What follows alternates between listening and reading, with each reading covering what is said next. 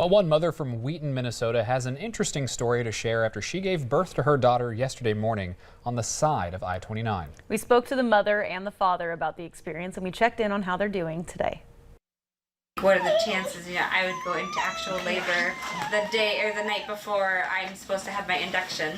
Michaela and Scott Hagan thought the chances of going into labor before their scheduled induction were crazy, but their birth story gets even crazier than that.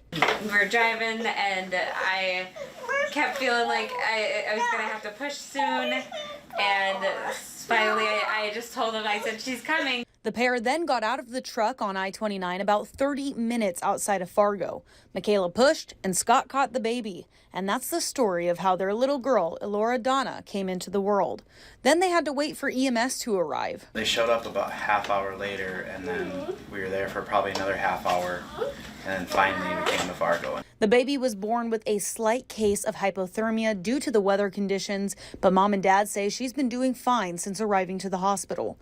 The pair says they're glad they were somewhat experienced in the parental department because they were able to handle the situation as best as they could. Thank goodness it was our third, because I don't think we wouldn't have had any clue what to do if it was our first. Well, the couple says the baby girl is doing well and they're excited to go home.